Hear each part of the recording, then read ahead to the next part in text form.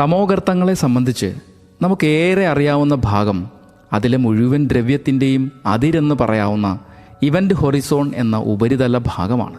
ഒരു ബ്ലാക്ക് ഹോളിൻ്റെ ചിത്രം കാണുമ്പോൾ അതിൽ കറുത്ത നിറത്തിൽ നാം കാണുന്നത് ആ ഇവൻ്റ് ചക്രവാളമാണ്. അതിൻ്റെ ഉള്ളിൽപ്പെട്ടാൽ പ്രകാശത്തിന് പോലും രക്ഷപ്പെടാനാവില്ല. ആ ഭാഗം അത്ര കറുത്തതായി കാണപ്പെടുന്നതും വെളിച്ചത്തിൻ്റെ ഒരു കണികയ്ക്കും അതിനെ മറികടക്കാൻ കഴിയാത്തതുകൊണ്ടാണ്. തമോദ്വാരങ്ങൾ ഒന്നിനെയും പ്രതിഫലിപ്പിക്കുന്നതുമില്ല.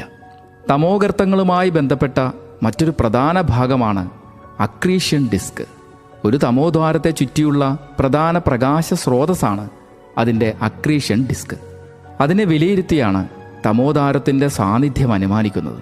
ചുറ്റുമുള്ള ദ്രവ്യത്തെ വലിച്ചെടുത്തും മറ്റു തമോദ്വാരങ്ങളുമായി ചേർന്നും തമോദ്വാരങ്ങൾ വലുതാകാറുണ്ട്. ആ പ്രവർത്തനമാണ് അക്രീഷ്യൻ എന്നതുകൊണ്ട് ഉദ്ദേശിക്കുന്നത്. സമാന പിണ്ഡമുള്ള നക്ഷത്രങ്ങളുമായി തമോദ്വാരങ്ങൾ കലരുമ്പോൾ ആ നക്ഷത്രത്തിലെ വാതകത്തെ അത് വലിച്ചെടുക്കുന്നു. ഒരു സൂപ്പർ മാസീവ് അഥവാ ഭീമാകാരനായ തമോദ്വാരത്തിൻ്റെ അടുത്തുകൂടി ഒരു നക്ഷത്രം കടന്നുപോയാലും ഈ പ്രക്രിയ സംഭവിക്കാം.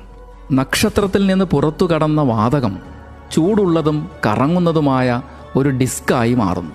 ദ്രവ്യം അതിൻ്റെ ബാഹ്യഭാഗത്തു നിന്നും ഉള്ളിലേക്ക് വർത്തിക്കുന്നു. അതൊരു ഇവൻ്റ് ചക്രവാളത്തിൽ അഥവാ ബ്ലാക്ക് ഹോളിൻ്റെ ആ കറുത്ത ഭാഗത്ത് അദൃശ്യമായി തീരുന്നു.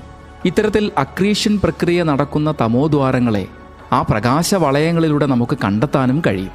എന്നാൽ എല്ലാ തമോഗർത്തങ്ങളും ഇങ്ങനെയൊന്നും ചെയ്യണമെന്നുമില്ല.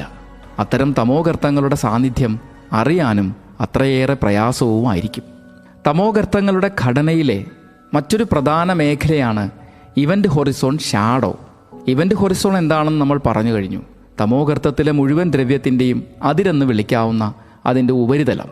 എന്നാൽ അതിനും പുറത്തായി ഇവൻ്റ് ഹൊറിസോണിനും ഇരട്ടി വിസ്തൃതിയിലുള്ള ഇരുണ്ട മേഖലയാണ് ഇവൻ്റ് ഹൊറിസോൺ ഷാഡോ. തമോഗർത്തത്തിൻ്റെ അടുത്തേക്ക് വരാനിടയുള്ള ഏതൊരു പ്രകാശവും ആ ഭാഗത്ത് വളച്ചൊടിക്കപ്പെടുന്നു. ഗുരുത്വാകർഷണ ലെൻസിംഗ് എന്നാണ് ആ പ്രക്രിയയുടെ പേര്. അടുത്ത മേഖല ഫോട്ടോൺ സ്പിയർ എന്നൊരു ഭാഗമാണ്.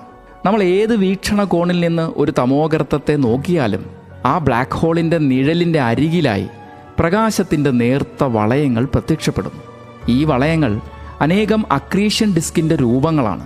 ആ ഡിസ്കിൽ നിന്നുള്ള പ്രകാശം ഒരു തമോഗർത്തത്തെ ചുറ്റുകയും ചെയ്യുന്നു. തമോദ്വാരത്തോട് അടുക്കുന്ന വളയങ്ങൾ നേർത്തതും മങ്ങിയതുമായി കാണപ്പെടുന്നു. തമോഗർത്തത്തിൻ്റെ മറ്റൊരു പ്രധാന മേഖലയാണ് ഡോപ്ലർ ബീമിംഗ്. ഇത് തമോഗർത്തത്തിന് ചുറ്റുമുള്ള പ്രകാശവുമായി ബന്ധപ്പെട്ട ഒരു പ്രതിഭാസം കൂടിയാണ്. വേഗത്തിൽ കറങ്ങുന്ന ഏതൊന്നിൻ്റെയും പ്രകാശം നമ്മുടെ കണ്ണിൽ വ്യത്യസ്തമായ തിളക്കത്തോടു കൂടിയാവും കാണുക. കാണുന്ന ആളിൻ്റെ അടുത്തുള്ള ഭാഗത്തെ പ്രകാശത്തിന് തിളക്കം കൂടുതൽ